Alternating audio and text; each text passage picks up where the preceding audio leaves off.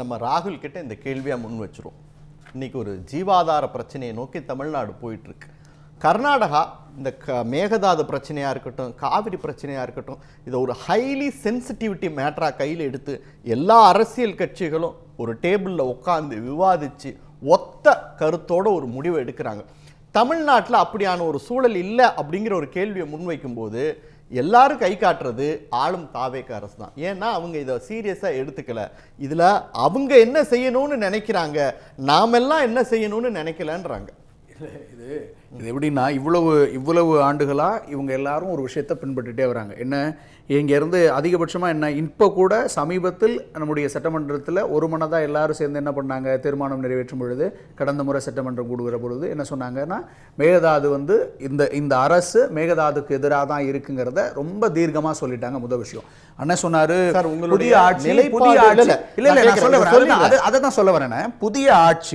புதிய ஆட்சி எதையுமே செய்யல, இது எந்த அந்த முகாந்திரமே நீங்க தவறா புரிஞ்சுக்கிறீங்கன்ற. அதாவது நீங்க எதுவுமே செய்யல அப்படின்னு அவங்க சொல்ல வரல, செய்யற விஷயத்தை சரியா செய்யல. உதாரணத்துக்கு மேகதாட்டுல ஒரு தனி தீர்மானம் நிறைவேற்றி அங்க அதுக்கு ஒரு ஆணையம் அமைக்கணும்ன்றீங்க.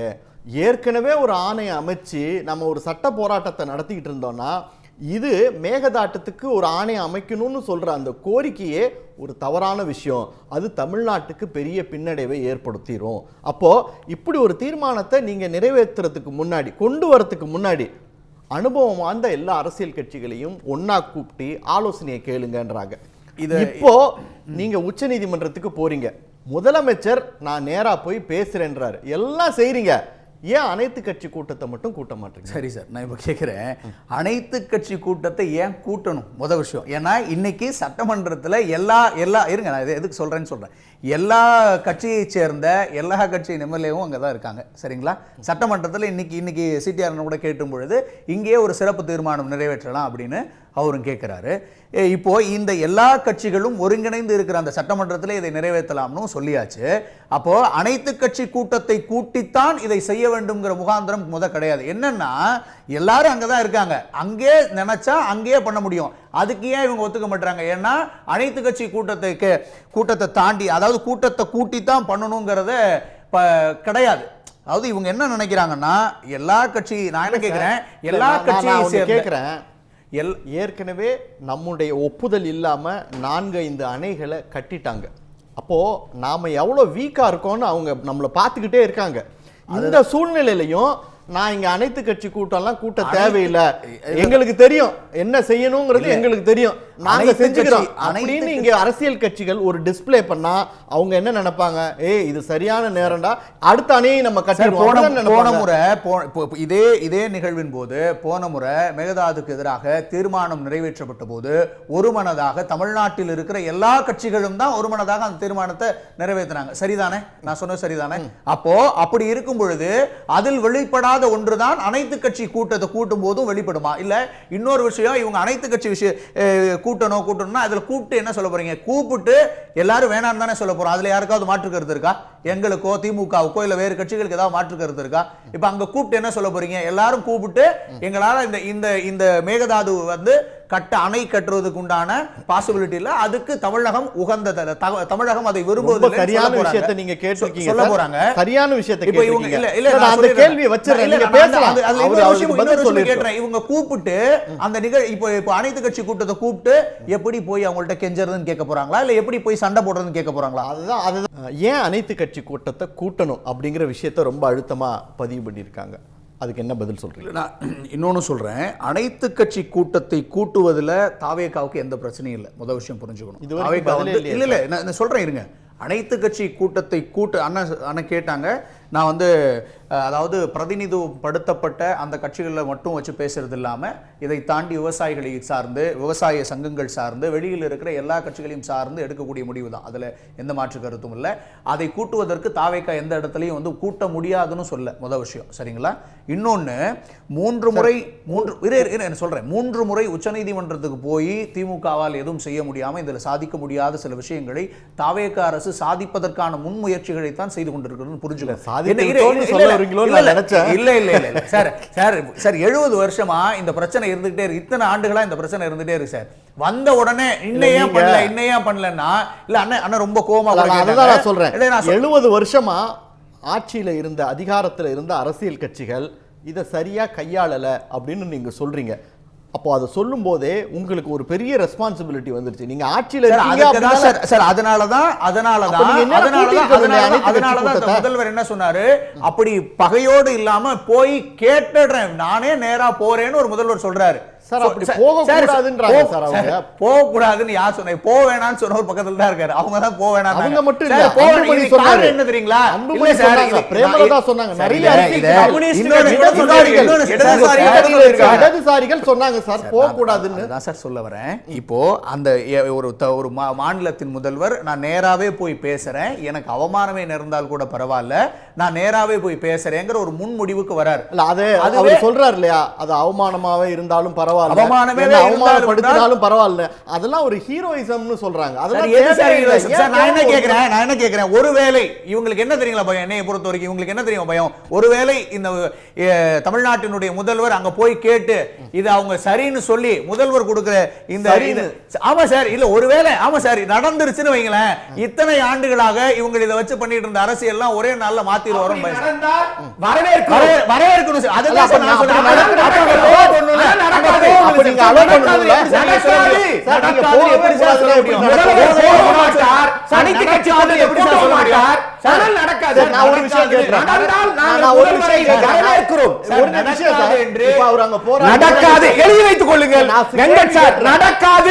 முதலமைச்சர் அங்க போறாரு, என்ன எழுதி வாங்கிடுவாங்களா? போக மாட்டார். எழுதி வாங்கிடுவாங்களா?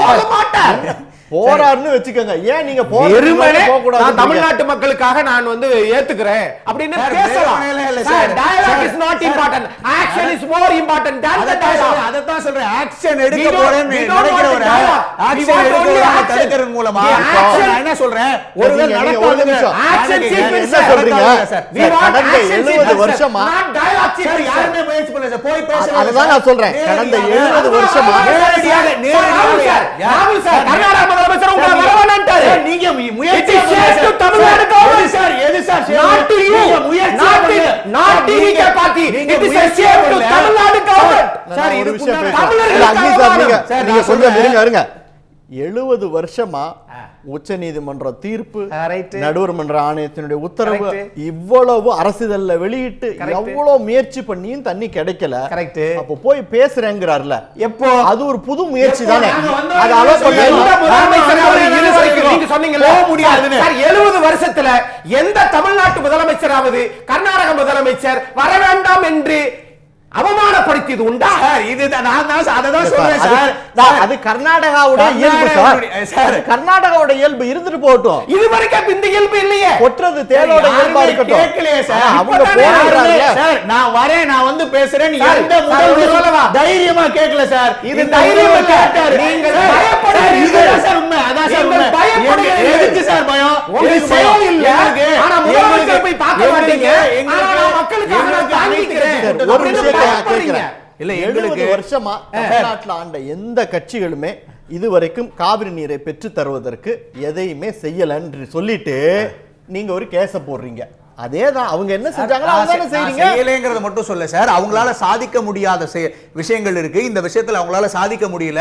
அந்த சாதிக்கிறதுக்கு உண்டான வேலையா தான் போறேன்னாரே தவிர, அண்ணன் சொல்றாரு அண்ணன் தான் கர்நாடக சீஃப் மினிஸ்டர் மாதிரி வரவேணான்னு சொன்னாங்கிறாரு. சார் வரவேணான்னா நான் என்ன சொல்றேன், நீங்க எல்லாரும் சேர்ந்து இவ்வளவு வருஷமா பண்ண முடியாத ஒரு வருஷம் போய் சாதிச்சுட்டாருன்னா உங்களுக்கு இவ்வளவு வருஷமா பண்ண அரசியல்னா இல்லாம போயிருமேங்கிற பயத்தினால நீங்க சொல்றீங்க சார். அவர் போய் செஞ்சுட்டு வந்துட்டாரு. ஒருவேளை செஞ்சுட்டு வந்துட்டாரு. ஒருவேளை செஞ்சுட்டு வந்துட்டாரு. நான் கேக்குறேன், ஒருவேளை நீங்க போய் அங்க தமிழ்நாட்டுக்கு பாதகமான ஒரு முடிவு நடந்துருச்சுன்னு வெச்சுக்கங்க. உதாரணத்துக்கு வெச்சுக்கங்க. அப்போ நீங்க எல்லா கட்சி அந்த நேரத்துல அனைத்து கட்சி கூட்டத்தை கூட்டி இருந்தா அது எல்லாரும் சேர்ந்து எடுத்த முடிவா இருக்கும். இப்ப நீங்க போய் ஒரு தனியா ஒரு முடிவை தவறான முடிவு இல்ல சார், அதோட விளைவை நீங்க ஏத்துக்கிறீங்களா? சொல்றேன், தவறான முடிவு இல்ல. இத்தனை ஆண்டுகளாக நீங்கள் உச்ச நீதிமன்றத்தின் வழியாகவும் காவிரி நடுவர் நீதிமன்ற இது வழியாகவும் காவிரி வழியாகவும் எல்லா விஷயத்திலும் நீங்க கேட்கறீங்க. சரி, அதைத்தான் அந்த முயற்சியின் எக்ஸ்டென்ஷனா தான் போய் பார்க்கிறேன்னு சொன்னது. சரிங்களா? அந்த இந்த முயற்சிகளில் சார் சார் தீர்வு தான் சார் வேணும். தீர்வு தான் சார் வேணும். தீர்வை நோக்கி தான் நகரணும். தீர்வு என்ன? ஒரு 50 வருஷம் கழிச்சா தீர்வு சொல்லிட்டு சார், தீர்வுக்கான அஜெண்டா என்ன? வித்தியாசமான செயல் என்ன? இன்னைக்கு கருத்தை பதிவு பண்ணுங்க. நாம் என்ன சொன்ன அதே இதில் தான் அதாவது எங்களை பொறுத்த வரைக்கும் அனைத்து கட்சி அதாவது தோழர் கூட சொன்னாங்க, அனைத்து கட்சி கூட்டுறதுல எங்களுக்கு பயம்னாங்க. அப்படி பயம் இருக்கிற நாங்கள் நாளைக்கே எம்பிஏ இல்லாத நாங்கள் அனைத்து கட்சி கூட்டத்தை கூப்பிட்டு ஒரு விஷயத்துக்கு பேச சொல்ல போகிறோம். இல்லை, நீங்கள் அனைத்து கட்சி கூட்டத்தை விட்டுருங்க. இப்போ நான் என்ன கேட்குறேன்னா, முதலமைச்சர் நான் போய் பேசுறதுக்கு தயார் அப்படின்றார். இப்படி ஒரு விஷயத்தை வெளியில் சொல்லிட்டு அமைச்சர் பேசுகிறாரு. கர்நாடக முதலமைச்சர் டிகேஎஸும் திமுகவும் கூட்டு சதி பண்ணுறாங்க, தமிழ்நாட்டுக்கு தண்ணி விடாம திமுக கர்நாடக முதலமைச்சருக்கு அழுத்தம் கொடுக்குது அப்படின்றாங்க. அப்படி கூட்டு சதி பண்ற கர்நாடக முதலமைச்சர் கூட முதலமைச்சர் விஜய் போய் என்ன பேச்சுவார்த்தை நடத்தி தண்ணியை வாங்கிட்டு வந்துட போறாரு. எதுவா இருந்தாலும் அமைச்சர் சொன்ன ஸ்டேட்மெண்ட் இல்ல, நான் நீங்க சொன்ன அந்த கருத்துல இருந்தே சொல்றேன். எதுவா இருந்தாலும் நீங்க வெறுமன நீதிமன்றத்தின் வாயிலாகவோ இல்ல தொடர்ந்து பிரதமருக்கு கடிதம் எழுதுவதன் வாயிலாகவோ அதை தாண்டி அதாவது எந்த பிரச்சனைக்கும் ஒரு தீர்வுன்னு ஒன்று வேணும் இல்லையா?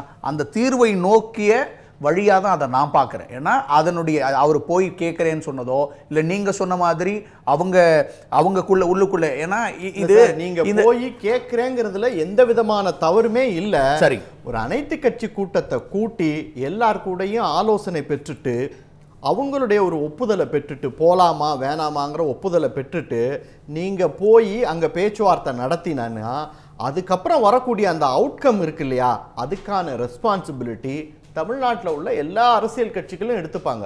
இன்னைக்கு அதை செய்யாம நீங்க மட்டும் போய் ஹீரோயிசம் பண்ணி அதுல ஏதாவது விபரீதம் நடந்து விட்டால் அதைத்தான் நானும் சொல்றேன். தனிப்பட்ட முறையில் அதாவது இத்தனை ஆண்டுகளா இந்த பிரச்சனை நீடிச்சுக்கிட்டே இருக்கு.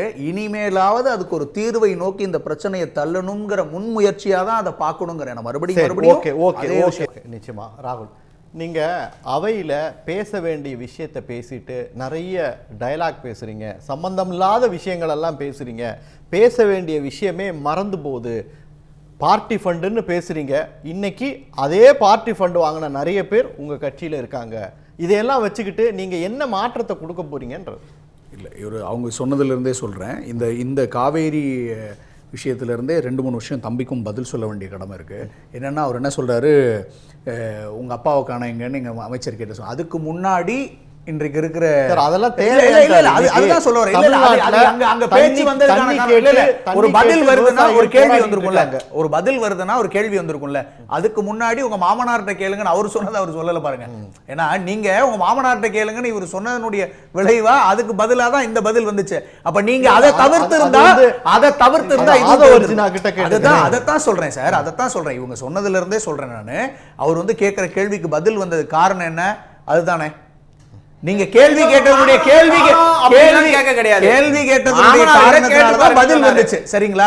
அப்ப அதுவே ஒரு பதில் தானே. எழுப்புறீங்க மாமனார் கிட்ட கேளுங்க அப்படிங்கறதே அவர் சொன்ன பதில் தான். அதுதான் சார், நீங்க தான் அதுக்கு அதாவது ஒரு நீங்க தான் அதை क्वेश्चनவே உருவாக்குறீங்க. நீங்க தான் அப்படி பேச முன் வரதுக்கு டைவர்ட் பண்றது அவங்க தான் நீங்க தான் பண்றீங்க. அதை விட்டுட்டு இத சொன்னா என்ன அர்த்தம்? அதே மாதிரி இன்னைக்கு அந்த கட்சியில இருந்து யாரோ ஒருத்தர் சேர்ந்திருக்காரு சார். 2 கோடி பேர் என் கட்சியில இருக்காங்க சார். அதுல one of the member sir. அவரு விருப்பப்பட்டு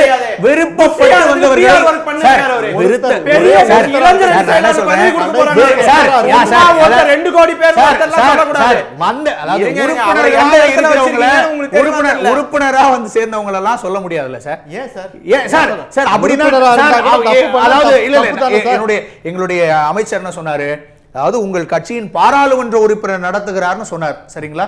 சரியா சொன்னாரா? பேரை சொல்லி அது சபைநாயகர் அந்த கம்பெனில டைரக்டர் அதுல வந்துரும். இப்போ பிரச்சனை ரொம்ப சென்சிட்டிவா போயிட்டு இருக்கு சார். இந்த நேரத்துல காவிரிக்கு ஒரு கூட்டம் கூட்டாம மேகதாட்டுக்கு ஒரு கூட்டம் கூட்டாம டீலிமிட்டேஷனுக்கு தேவையா அப்படிங்கிற கேள்வியோட நம்ம நிகழ்ச்சியோட இறுதி பகுதிக்கு வந்துரும்.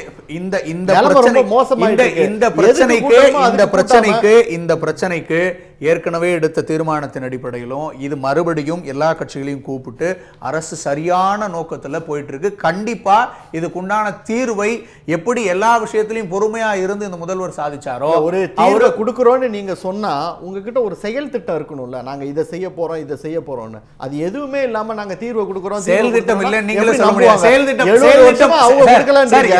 சரி சரி 70 ஆண்டுகளாக 70 நாள்ல நீங்க என்ன கொடுத்துருவீங்க? அதைத்தான் சார் நானும் சொல்றேன். இத்தனை ஆண்டுகளாக இவர்களால் சரி செய்ய முடியாத எல்லாவற்றையும் விரைந்து செயல்படுத்த விரைந்து சரி செய்யக்கூடிய செயல் திட்டம் என்ன? விரைந்து செயல்படுத்தக்கூடிய செயல் திட்டம் என்ன? அதை சொல்றேன் சார்.